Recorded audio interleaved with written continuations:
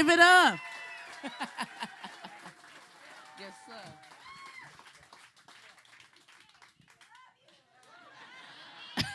sir.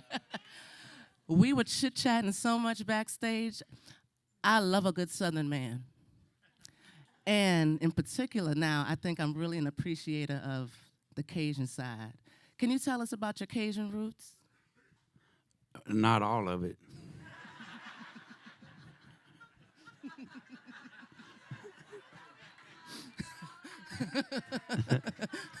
Next. No. This is going to be a short thing we're going to do here. I know some of y'all still want to go and eat a taco. In fact, I can't believe y'all here right now. I know. People are walking around out there buying trinkets. What are y'all doing? Well, so she asked me about my Cajun side.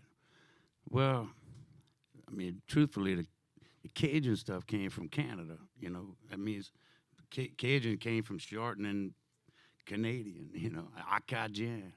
They shortened that to Cajun. That was Cajun, but that really ended up in the west side. You know, on the west side of Louisiana, like Lafayette and towards the Texas border on that end. You know, and all those people are like farmers, and you know that's why they got good sausage. And boudin. No pun intended. No, that's real. You want good sausage, you go to the west side. You want fresh oysters and crabs and shrimp, you come to my side. But yeah, we at the bottom, you know, of the mouth of the Mississippi River, and the only people that lived down there, you know, pre-electricity and roads, was pirates and Indians. So that's where I come from. Because my grandparents were like, they would get to a certain part of our history and go, oh, well, before that, we don't talk about that. So like, if I try to trace my family back, it just stops. There was a boat ride from France sometime, and then it just stopped. How do you think your Cajun roots, being from Homer, Louisiana, affects the music? Because we were talking about you going out in the swamp and fishing and playing music out there, and the gators are listening, and the frogs are doing a response. Yeah, I like, so, you know, I don't write a lot, but when I do, I like to go out in the boat, get in a cypress tree, tie up to a tree, and just let the stuff come to me, you know. And it's alive out there. Swamp is alive. It's the one place on earth where it seems like every square inch something's moving, you know. Like you go out in the desert, you don't see nothing moving for square miles. And that freaked me out. First time I went to the desert, I was like, where's the water source? Because that's the first thing I thought. Coming from Louisiana, I've lived on a bayou my whole life. Like, if I needed water real bad, I just go outside. And I got water everywhere, you know. But, like, in the desert, they ain't got water nowhere. Like, holy shit. So just driving out there, just driving through the desert, I could feel myself getting farther away from the Rio Grande and going, damn, I need to find out where the next river is, just in case. And all of that's, I think that's the kind of thing that you think about all the time. Like I'm always, not that I'm consciously thinking about it, but these are things that come up in your brain when you grow up with everything around you available right there. You know, like, you know, we kind of people you could turn the power off and nobody freaks out. In fact, everybody starts cooking. Because if we got all that shit in the freezer, it's going to go bad. So the best food, like people ask me all the time, where's the best food in Louisiana? It's like when there's a hurricane coming, you go to somebody's house and the hurricane party is the best food you're going to eat. Yes. Because everybody's cooking all that stuff they've been holding on to in their freezer. But man, that freezer's clean and nice and ready to go. Ladies and gentlemen, he'll be here all week. Yeah. This happens. Now, your music is so soulful, but it's also so spiritual. So I always want to know, how did you come about music? What were your influences? What was playing in your household? Whatever my parents were playing, because they don't let you control the record player when you're young. So I was lucky enough that my dad was a drummer, you know, in the horn bands back in the '60s, and a lot of the R&B and horn stuff that he loved. So I mean, I grew up with. My first memories in life was Ray Charles, you know. Yes. Like I remember being 3 or 4 years old, and my parents keeping me up. My dad's like, Ray Charles is coming on, Johnny Carson. We got to stay up, you know. Oh. And I'm like, I'm a toddler, man. I've been running around all day. I need a nap, man. My dad's like, no, you staying up. We're gonna watch Ray Charles. I mean, I listened to Ray Charles, and I knew who he was, but I never saw him, you know. And I remember like asking my dad, "What's wrong with Ray Charles?" And I thought Ray Charles was one word, like Ray Charles. Man, what's wrong with Ray Charles? Because he had the glasses on, he was moving his head like you know like this, and my dad's like, "Well, he's blind," and I didn't know what blind meant, you know. But I remember when it struck me like, wait, he can't see. And he's moving me like that. It's like, wow, that's a powerful thing, you know. And that stuck with me my whole life. You know, I realized, you know, that music is a powerful, powerful thing that comes from something else. It ain't about sight. I play with my eyes closed most of the time, as y'all can see. Maybe that's from Ray Charles. I don't know. Ray Charles doing it with his eyes not working, so mine don't need to work either. In fact, I got an unfair advantage. I should be way better than Ray Charles. I was like, what the hell's wrong? I think you're all right. Thank you. Now, you say your father's a drummer. I actually read online that your first instrument is the drums. Yeah. Is that how you got introduced? Yeah. And that was my last instrument because I was playing them drums last night. Yeah. But I love playing drums. Yeah, I think that's you know where all of my musical root comes from. It's all about rhythm and feeling. And I mean, if you can make a drum musical, you can make anything musical. You know, I feel because that's just a hit. So how you make that hit feel like a song, feel like a music, me feel like it's moving. You know, and all these little things that you do in rhythms to make it lope and walk along and move along. It's the same things you use on a guitar, or on a piano, or any instrument, you know. You're just taking drums and putting notes to it. So, you know, like having a guitar is like having a bunch of drums. So is that your approach to guitar? Because you're really rhythmic and you're really melodic, and it's like you can't lose that rhythm, that beat. Right, but I don't know how to play the guitar. Say what? I don't. Y'all think I know how to play that thing? It's working. I got them fooled. You've been fooling us for decades. This is what happens when you let the drummer out. You give the drummer the front of the stage, he's going, screw y'all, I got this. But, I mean, that's, you know, I think it's, I really don't approach guitar like thinking about guitar things because I don't practice ever. I don't sit at home and play. I don't play the guitar at home at all. Like, y'all can have that. If you at my house, I give you my guitar. Take it. Come on. Because I don't touch it unless I'm doing music or writing or playing in a studio. I don't play the guitar at home. I play the drums at home. You know, but all of that still is working. No matter what I'm doing, no matter what instrument I think I have in my hand, it's still me doing it. It doesn't have to be practice and rehearse. In fact, I don't like practicing because I feel like I'm wasting it. You know, because those are moments that I could share with y'all, and I'm at home doing this. I'm like, this is stupid.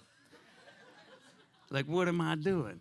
Now I'll go out and play. I think that's why I like playing in the swamp, because at least out there, the alligators and the frogs are coming up because they like it. Alligators, reptiles. Look, man, y'all shouldn't be afraid of no reptiles.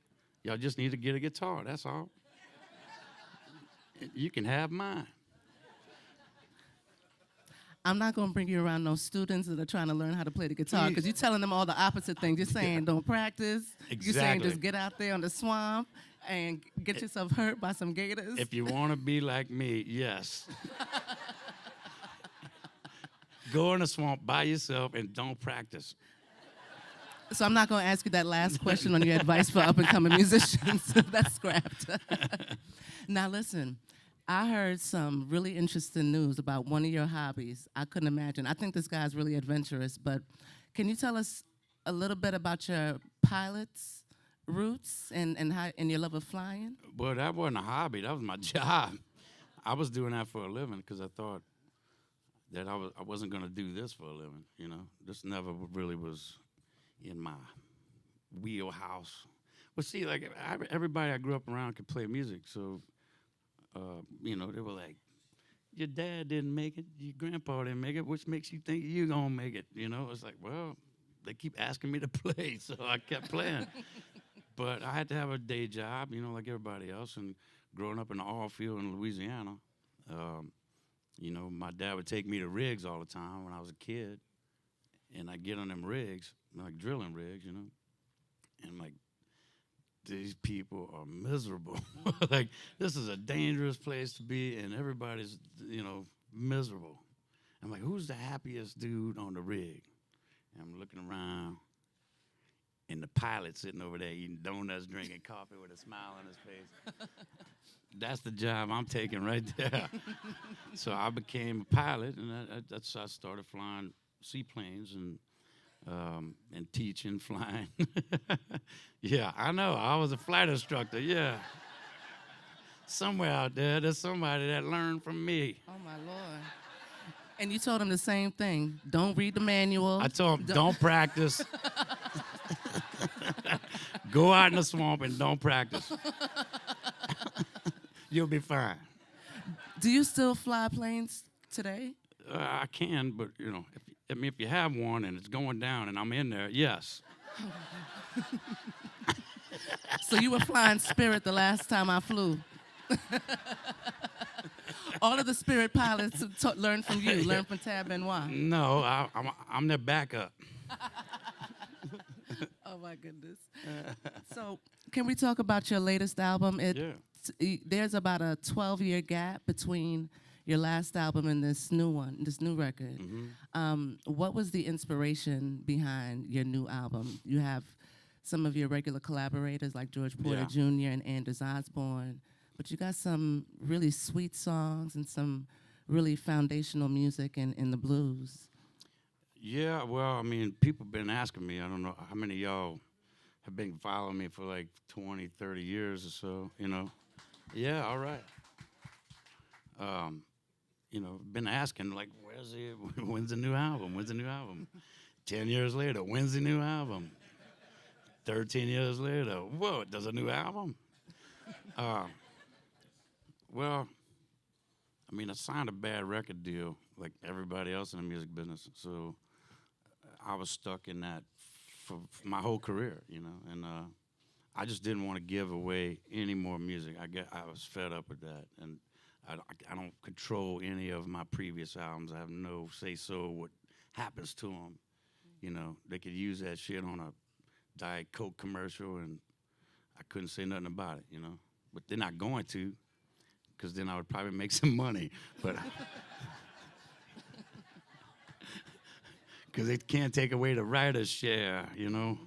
It's the only thing I couldn't sign away. But it's too bad that Tab Cola's not around no more, because I could really do a number on a jingle, you know.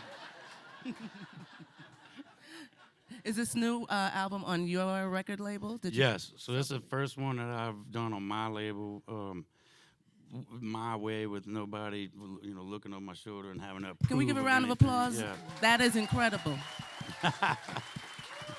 And he's making all the money. I'm making all of that money. Yeah. Now that you know CD players are obsolete, I got a bunch of CDs to sell.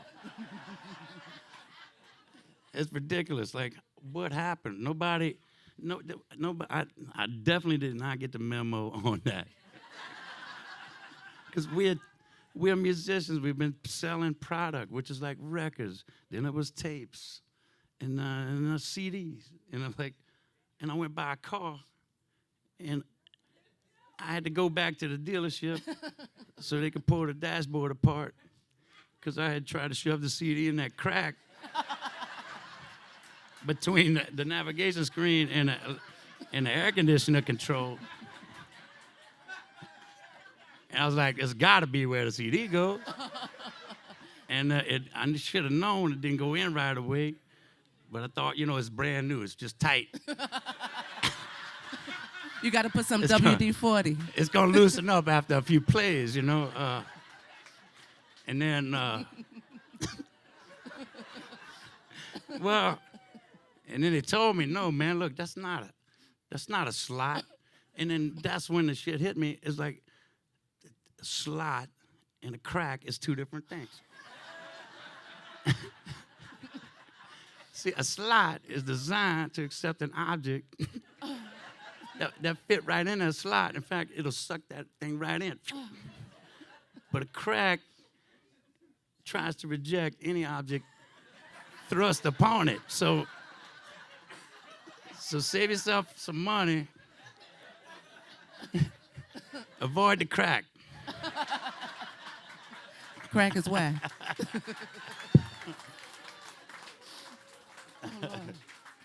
So, you didn't get the memo that everything is digitized now, huh? Yeah, I know. It's digitized and it's free. How do I put my shit out and it becomes free automatically? Like it's on YouTube like the next day. That's right. I don't know how that works. So y'all just send free money. P.O. Box, Tab Benoit in Homer, Louisiana. Yeah, I know. I don't know how that works, but yeah, I know that there's some kind of way we're supposed to get paid from some of that stuff. I think it's like 0.003 cents every time y'all every time you stream something from me. So got to do that shit a lot. Like even when y'all sleeping, just put that shit on automatic stream. That's right. Y'all go on vacation, leave that shit on automatic stream. Run up their miles. I wanted to talk about some of your songs intimately. Has anybody purchased this new album? Round of applause. You see? You just started. All right. So I listened to the entire album. I enjoyed it thoroughly. I would say the title track. I'll read you one of the comments from YouTube where they're not Okay. paying. Yeah. Someone said, "Not the relaxed blues of before. In my opinion, he shreds it." How do you think your sound has evolved through the years as depicted on this latest album? It got louder. I turned up to 10 and I said, fuck it. I think it has something to do with the hair and the age at the same time. You're so humble. You just stop caring about fucking up more and more as you get older. Like, I think we should start going backwards. Because, man, like, 70 should be 17 again. You got money. You finally got money to buy some shit you want. Now you should just be able to go be stupid with it. Because we had to be, like, you get to a point in your life where you're supposed to know better. Oh, you're supposed to know better. And then you get older and people relax that thing. They go, oh, look at that cool old dude all drunk in the corner. That's the sound you were going That's for. the sound I was going for. Well, we love it.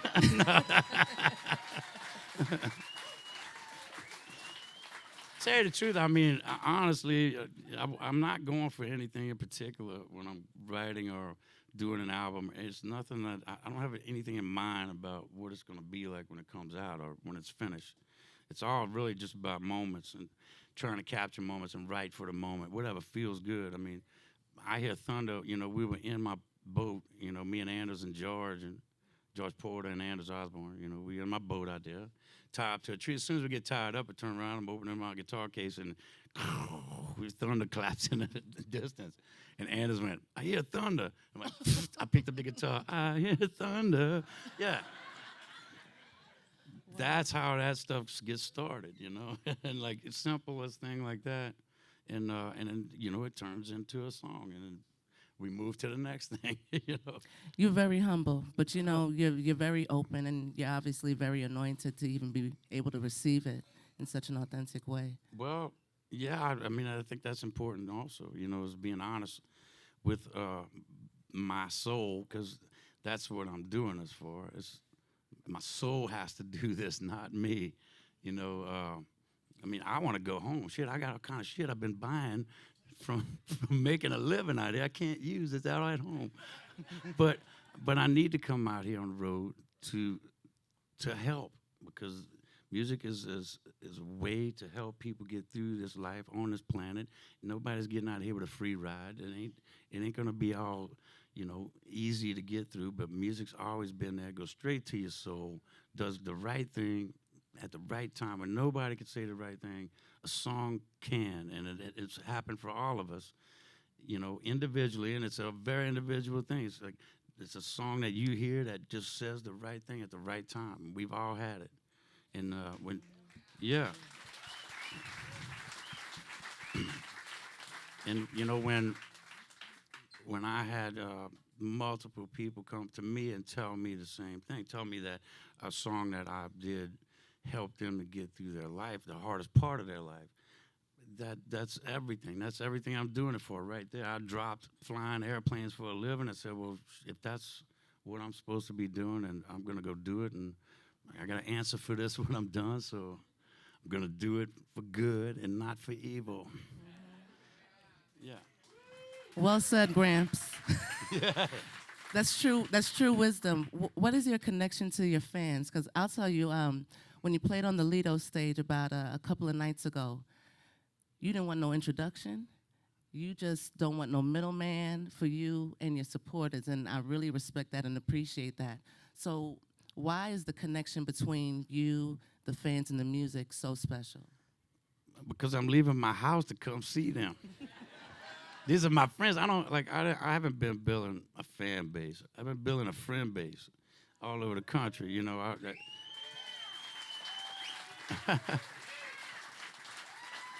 That's way better than fans. Fans want to steal shit from you. They go, I got his pick. I got his guitar strap. I got his shit right here. It's like people that come see me, they bring me shit. They bring me cigars and they bring me shirts. Like they must think I need some.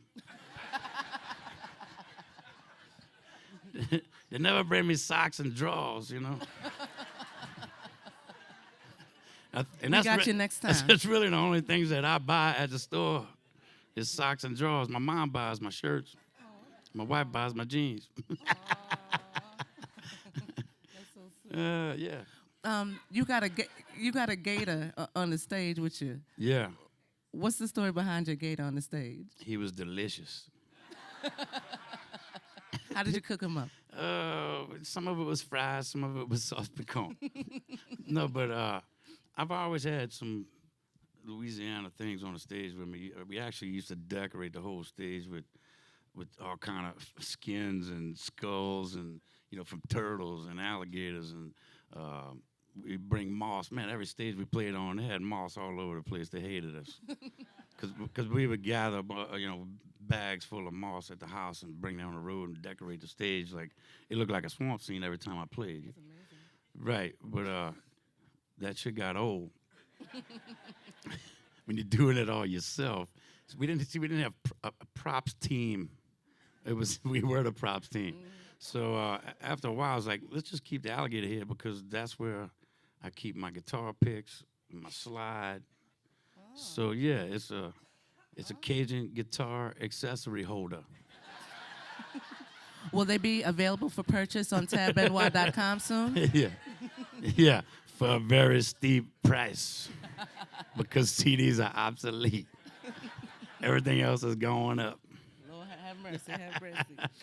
All right, so I want to talk about one of my personal favorites from your new album, okay. Still Gray. It's one of those songs that you put on. It just gave me chills. It was so pretty, the way that you played the guitar, your voice. What's your story behind that song? Or is that just one of the things you just felt? I actually wrote that for a friend of mine, Josh Garrett, who's also a Homer guy, and working on his album, and he had mentioned something to me about he was going through a divorce, and they had a picture of him and his wife that was faded, and he said it was faded just like our relationship. It was like, okay, come back tomorrow, because the song was already rolling. So like, yeah, he went home and he came back the next day, and I already had the song written, and I'd recorded a rough vocal of it, and I mean, I recorded the whole song while he was gone. I played the drums, the bass. I could hear the whole song. So when it's like that, I just have to get it recorded now. So I recorded the whole thing, and then when he heard back the next day, he heard that track, he was like, I'm not singing this. He said, you need to sing this. I can't sing it like that, And I was just channeling that George Jones kind of thing, because I love George Jones. And especially, God damn, he did the saddest songs in the world the best. Like, who else can put it together, a sad song like George Jones, and make it beautiful, So it just that kind of rang in my brain when I was doing it. And now the version that's on the album is not that version. I didn't play all this stuff on there because on the album, that's all recorded live. I mean, like, not live in front of an audience, but it is live in front of the audience because that red button that says record is the audience. And that's the way I record. Like, once that red button's on, it's on. We're not going back and fixing nothing. We ain't going back and redoing. We're not stopping in the middle and starting over. No, let's go. This is it. So the red button is the audience. So there is an audience there. And I wanted to play everything on the album just like I would play it live. So it's recorded with me and Corey and Terrence, and Anders is playing guitar on it. And but all recorded. The whole album is recorded live like that. I didn't go back and redo any guitar solos or vocals or nothing has been fixed or auto-tuned. It's real. This is real music still, like, more than real, Yeah. it's honest music, and I think that a lot of artists would probably go back and change and fix some things that I left on there. But I really believe in leaving all of those imperfections, because that really is what makes it humanized and really makes it real artwork, And I can't strip the life out of it like that, because I know, especially y'all have been seeing me for a long time, y'all gonna be like, what is this bullshit? If I went and gave y'all some polished, like, real nice production album, y'all would be looking at me like, boy, he really mailed it in this time. Maybe he needs to go back to flying. So you have a studio in your home, Yeah. and you're playing all times of night? Do you ever get knocks on the door from your neighbors? We don't really record that much late at night, Oh, yeah. It's a lot of stuff happens during the afternoon, But either way, my neighbors, the ones that were next to me, they were cool because they're never there. And the ones that built on the other side of the bar from me, sorry, I was there first. In fact, when they started building behind me, I was like, I thought I putting up a big sign like, I make noise late at night. You have a song called "The Ghost of Gatemouth Brown," Yeah. and and what I love about you is that not only do you do what you do, but you're always paying tribute to the people that came before you. So I wanted to ask you about the story behind you wanting to pay tribute to Gatemouth. Yeah, I mean, well, I was friends with him, before he passed. I mean, his drummer, well, y'all, LaRue's on the boat.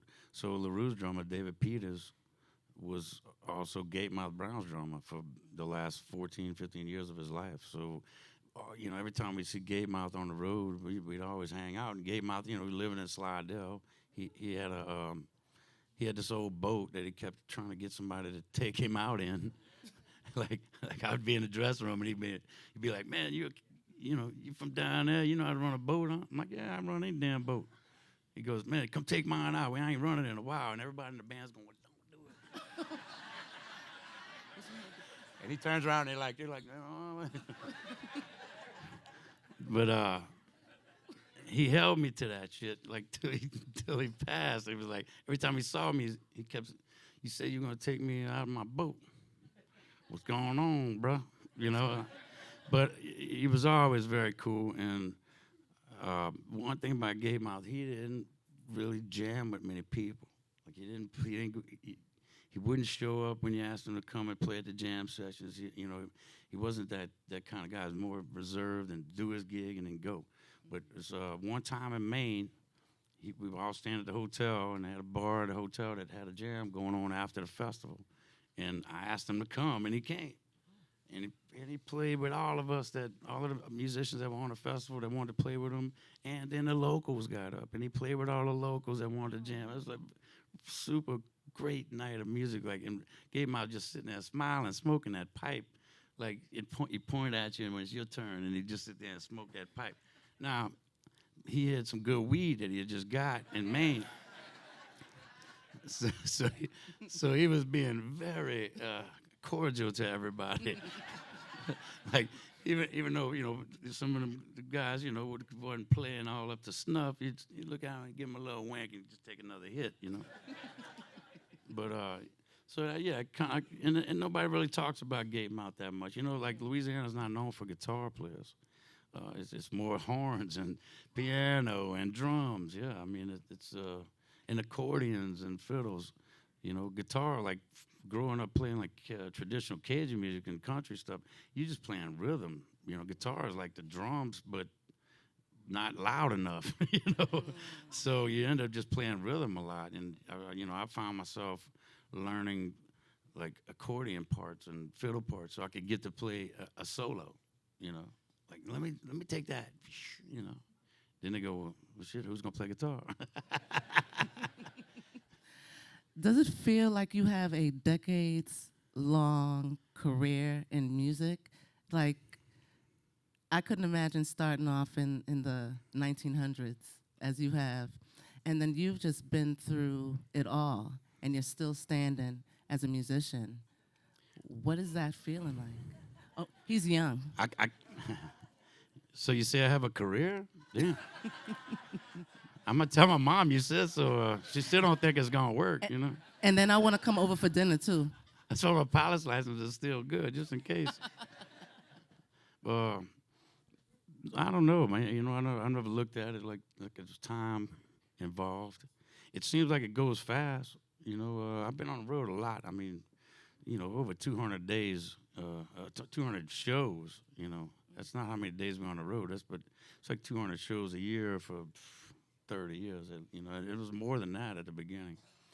But, I think when you work, when you're doing the right thing for the right reason, that doesn't even come into the picture, I've always been focused on the goals, and meeting them and mostly that's on the road. That's just making sure we get there, because when you're on the road, you're really on the road, and sometimes on the side of the road, and we just got to get there, because my manager has got money waiting for him at the gig. See, that's what I do. I go around the world and I pick up money from my manager, and I get to play when I stop. And I get a small percentage if I do good. So y'all put in a good Yelp review for me. I'm about 3.5 stars right now. I'm looking for 4. Music Business 101. Now, you are also a philanthropist. You founded Voice of the Wetlands. Yeah. And I'm always curious to know about the intersection between your philanthropy and the music. How did this begin? Well, I lived there, so I saw our land disappearing. Being a pilot, I got a chance to see everything from the air every day. So stuff my parents didn't even get to see. I was flying over like our own property, and I'd come home and go, man, we losing land like fast, and it was like I come from the oil business. If you were into anything environmental, that meant you were against oil. There was no in between. And my dad was like, first thing out of his mouth was like, man, don't be bad mouthing all companies out here, you know. I'm like, I didn't say nothing about all companies. I said we losing land. He already knew what I was getting ready to say because we did some things wrong. You know, we're not losing it because of sea level rise and all of these other things. We did it to ourselves. You know, we cut the Mississippi off of feeding into the Delta. So the Mississippi only comes out where it comes out at the toe of the boot right there, and it comes out the 30% that doesn't come out of there comes out the Atchafalaya. And where I live is right square in the middle of that. So it's the hardest place to get fresh water to from the Mississippi. It's not flowing over those levees. Look, we built a hell of a levee system. The New Orleans, that levee that's holding in the Mississippi River, y'all got to understand, that's the third largest river on the planet, and it's been bulletproof. So it's really a great levee, but it's keeping the water from going into the Delta. So the Gulf is reclaiming everything that the river built. We ain't got no rocks. We don't have bedrock. We build on pilings, and that's down into a sand layer because that's the hardest shit we can hit is sand. Rocks, we ain't got no rocks. We have to import that shit. We use oyster shells for rocks. Our roads were all oyster shells, you know. There was no rocks. If people had rocks, they had money because they had to buy rocks to bring them in because, you know, 'cause that's the only way you're going to get them. But I got involved because I started, you know, going out there and seeing what was going on and going to local meetings and hearing what they were talking about. And I didn't agree with what I heard, you know. And I think that's and it wasn't because I didn't like the people. It was because I had knowledge of real truth. You know, the truth will win. It will always win, and I believe in that. So I was like, well, I got to go make sure before they make any big decisions on my existence out there in South Louisiana that they hear from me and at least see it with their own eyes. So I flew politicians and scientists and Corps of Engineers and people high up that were looking at this Delta of the Mississippi, and I flew them in my own airplane to show them with their own eyes what I was seeing. And I can't say I got anything fixed, but I know that they at least started talking about it and looking at it a little bit differently, and that made me feel like I at least accomplished something, you know. Let your voice be known. I know. They let me go to Congress and talk about this, you know. And I got to say shit. And they didn't say no. Well, what would your next goal be with your foundation or just with the awareness of what's happening in the wetlands? What do you think is the next smart goal? It's very tough right now to talk about environmental things, you know, period. You know, it's just hard to talk about real truth on the table. Let's put this is not rocket science. This is basic water and physics, the way that it works. I could show kids right now, easy, like from Google Maps or anything like that. I could show them from a satellite view exactly what's going on and why the Delta's dying and why it could be alive and how it could be living. And it would be like, yeah, well, let's just do that. And we could just do that. I was that little kid trying to show them we could just do that. It was already there. So all those natural barriers and the whole system is already built. It was built by Mother Nature thousands of years ago.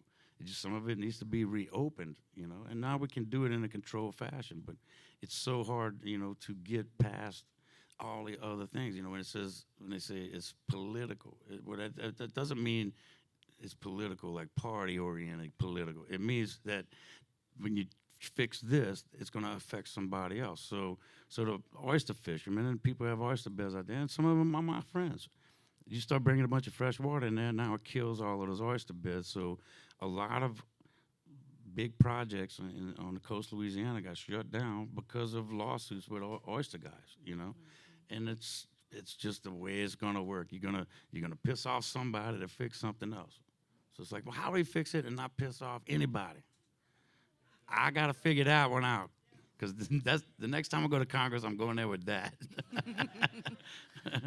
Just bring your guitar and sing it. Yeah, well, maybe that might work. The alligators listen. Maybe they will, too. You know, I think so.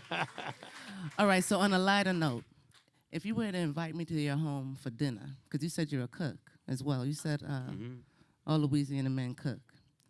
Yeah. What would be your favorite meal to cook for me? Depends on what's in season, you know. If it's crawfish or crab or shrimp. And depending on what you like. I mean, if you like fried, you like soft, you know. I like it all, just you like season crunchy. If you like it all, man, you know, I do a lot of balling. You know, just like seafood balls. I mean, ball crawfish has got to be my favorite food. Like, yeah, that's something I could eat all the time.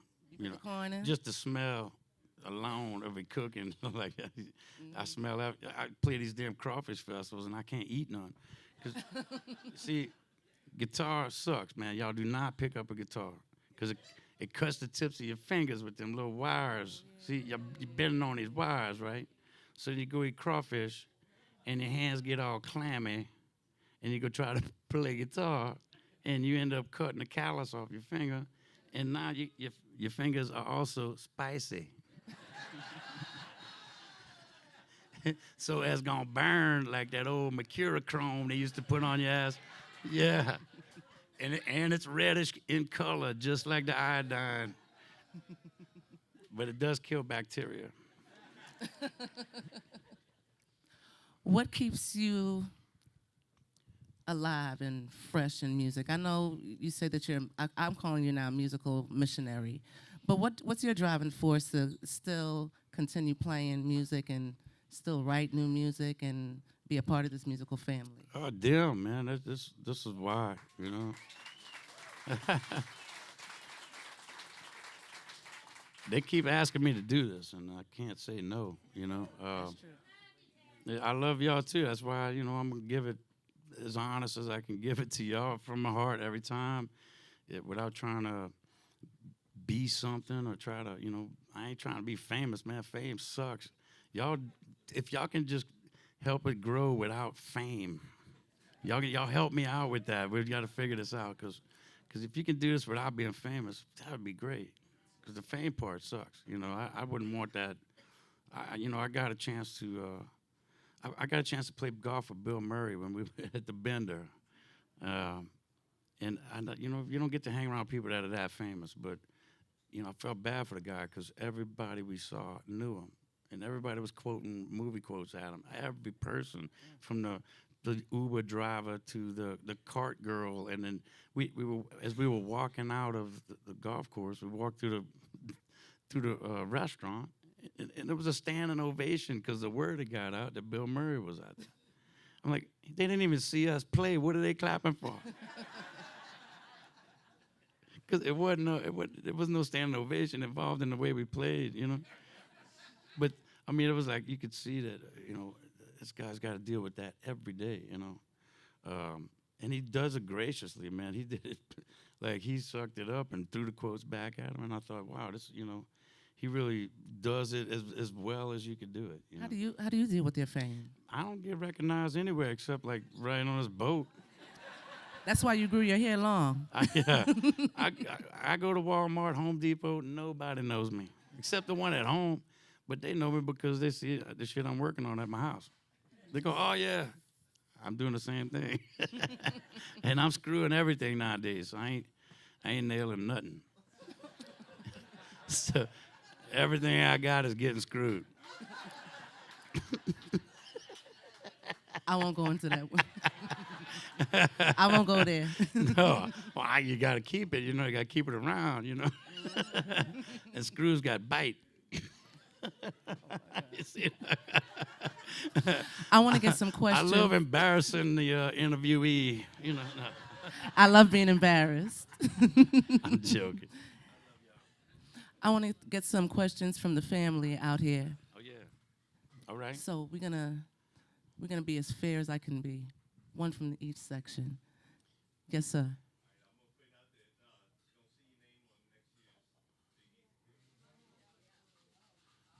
Are you trying to force me into some decision? I've been trying to cut out the middlemen for a long time. No, I don't make decisions that far in advance usually. On shows and tours, everything I do is part of a tour. So I don't fly in and do shows. Everything is linked with a bus ride. So it's not 100% out of the question. No, it's just not on the schedule now. Because I know y'all want to buy the tickets now, knowing that I'm going to be here next year. I know I've heard y'all tell me this when I was trying to eat at the buffet.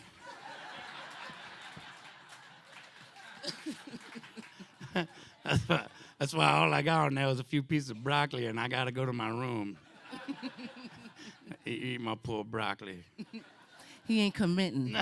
No, I can't yet, but keep looking. Good answer. Okay. I had somebody all the way in the back, sir, standing up. Oh.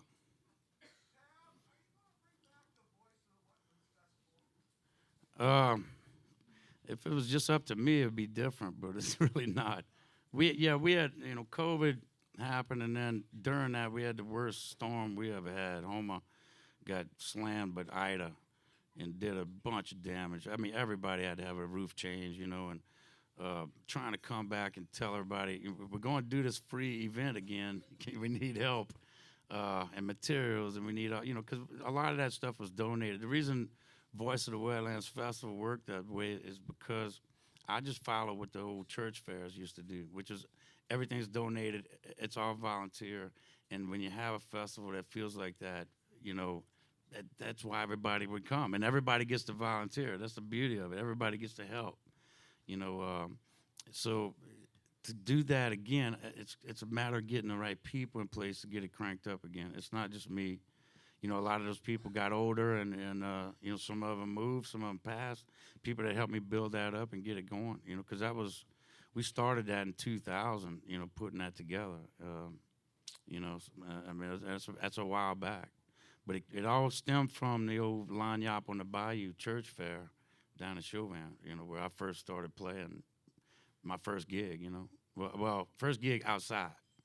My first gig inside was at Catholic Church playing Stairway to Heaven because they thought it was a religious song. No, you didn't. Oh, yes, I did. I didn't sing it, but I played the music, and the Monsignor was just like, amen. This little 9-year-old boy playing songs about heaven. We love it. Good Lord, why can't everybody in the school be like him? Had no idea I was doing a song about hookers. Oh, my God. Where were your parents? Hookers need Jesus too, Lord, amen. My parents, they would drop me off there. They didn't know? No, it was school. They used school to get rid of us. Oh, my God. Y'all need to go to school. But, it was Catholic school, so they're going to beat your ass over there, too. So, see if some, ass whippings at the house, send them to Catholic school. I don't think they do that no more. But, boy, I must have been the last ones, because... So you got a whipping when you got home that Lord. night, huh? I got whippings at school. So I didn't have to get them at home. But not for playing Stairway to Heaven. No, that was my way out. But you see, at the church fair, we did one even better. Because we got to play outside, so it's like a rock gig, We played cocaine. No, you didn't.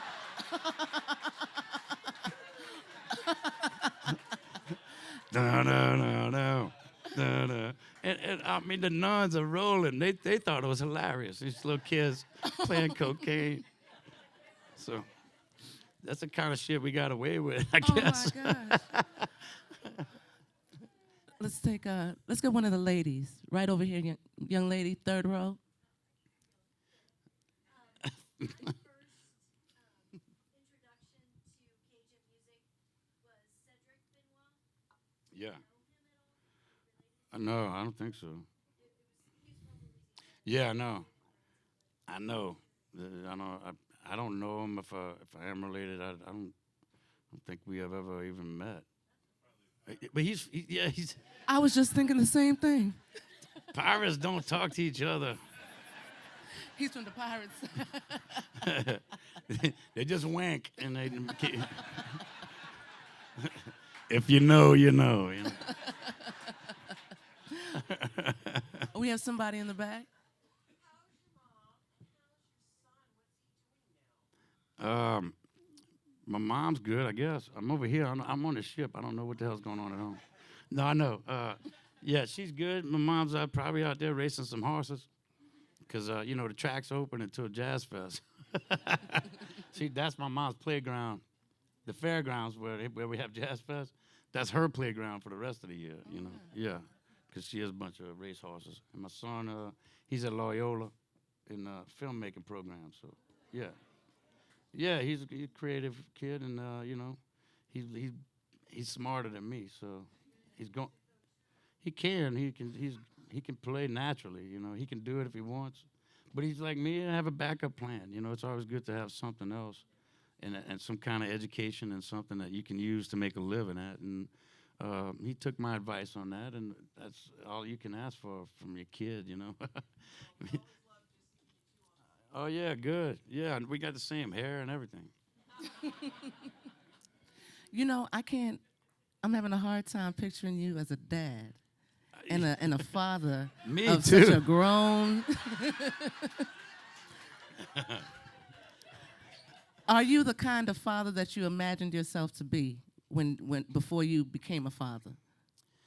Boy, I knew I didn't want to do it the way I grew up, like the way I was treated.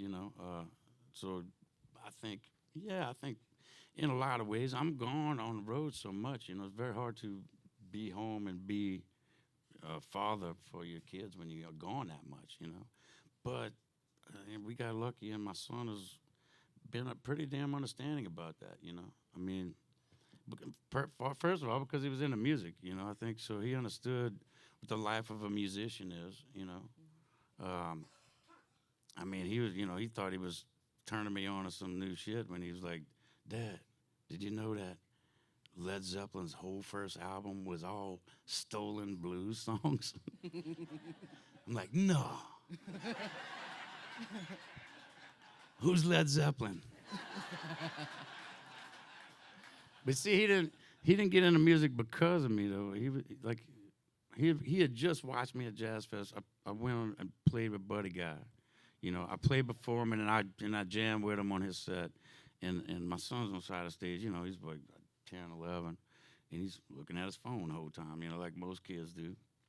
And, a few months after that, he goes, "Man, you know this band AC/DC?" I'm like, "Yeah." He goes, "You know that song Back in Black?" I'm like, "Yeah." He's looking at me like, "Hey, hold on." He said, "You know how to play it?" I'm like, "Yeah." I picked up the acoustic guitar. I was like, dun, dun, dun, dun, and I went, to play that lick. He went, "My dad's cool." Wow. So you've really done a great job of being a family man and having your career in this other space because he doesn't even know you're a star. He don't even know you're talking to me right now. That's just my dad. He doesn't know that you would have any interest in asking me these questions right now. No, when we home, I try to be home, and that's why I don't play at home. I'm off. When I'm home, I'm fishing or hanging out at the camp, and music is to go along with different things that you're doing. I like to listen to Cajun music and stuff when I'm cooking jambalaya or something like that. I put on some blues if we're barbecuing, stuff like that. Yeah, music's kind of what you use to help you get through the day. I like that. Can you make me a in the kitchen playlist? Because I like how you. Oh, kitchen playlist. Yeah. Depends on what you're cooking. You said blues for barbecue. What about See, I love going I had a friend that owned a restaurant that I played at in Hermosa Beach over there called Cafe Boogaloo in Hermosa Beach, California, and it was great Cajun food at this place. The best in the L.A. area. If you could eat Cajun food in L.A., you would eat it from this guy. I go in the kitchen, and it's all the people from Mexico that are cooking in there, and they got the music's at a certain speed as to what's going on in the kitchen. Like at the beginning of the night, it's like when they're doing all the prep work, it's dun, dun, dun, dun, dun, dun, dun, dun, and everybody's moving at that speed. Then as it starts ramping up, the music starts getting faster. Bum, bum, bum, bum, bum, bum, bum, bum, bum, bum, bum, bum. Bring out the shrimp, bring out the crawfish. Dun, dun, dun, dun, dun. you know, and they stirring the pot and they doing everything at speed. And at the end of the night, that shit's hauling ass. Pick it up, pick it up, pick it up, pick it up. Get the hell out, get the hell out. Pick it up, pick it up. So I mean, they got it down. You know, they know how to do it. Can you tell me about the Cajun dancing?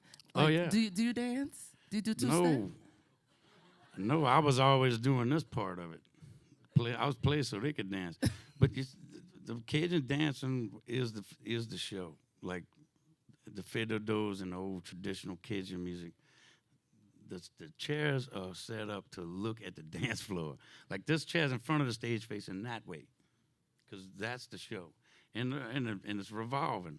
The whole floor is moving, and nobody's stepping on nobody's toes. And they jitterbugging, and they two-stepping, and they moving all over that floor.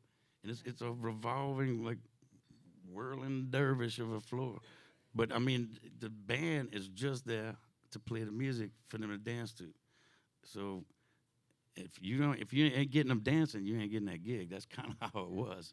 I could tell a lot of babies are born from that music because everybody's just. Have y'all experienced the Cajun? So everybody's just moving together, and it's so sexy. And it's like nobody taught them to do that. You know, no, where I live, I know they got some Cajun dance lessons and stuff like that, like at Mulots and places like that became famous, where you know, people come from other states and countries to learn to dance Cajun. But no, growing up where I live, first of all, you weren't gonna get in that floor unless you were going with your mom or somebody who knows the move. You know, like, because you're gonna get run over. I mean, that's like going to skate land and just jumping in there. You know, because it's like they skating around that floor and you're gonna get run over. I love it. Yeah. Okay.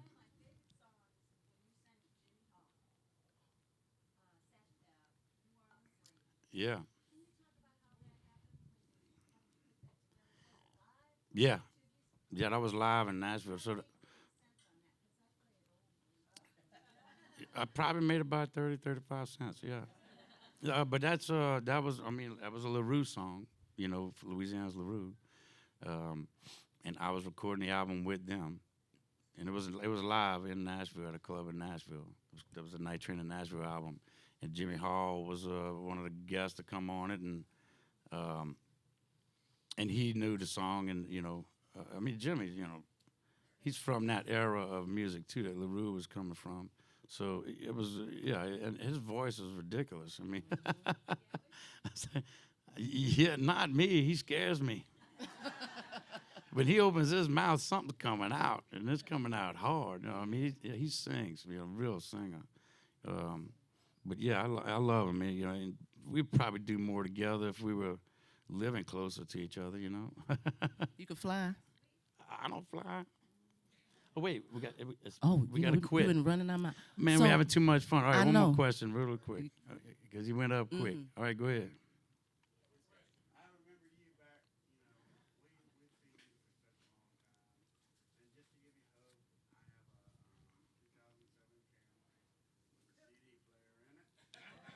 So I got one sale.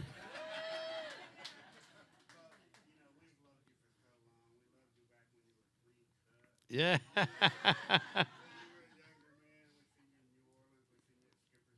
Yeah, man. Oh, look, you see?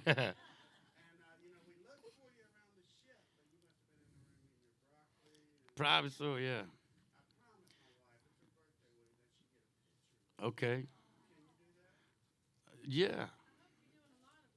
A lot of what? Pictures? Oh, yeah. I could be a security Not all guard. at once. Not all at once. I'll be security. But they're making us leave because I think they got a show. But thank y'all for coming to Thank you so much, this show. Mr. Tab Benoit.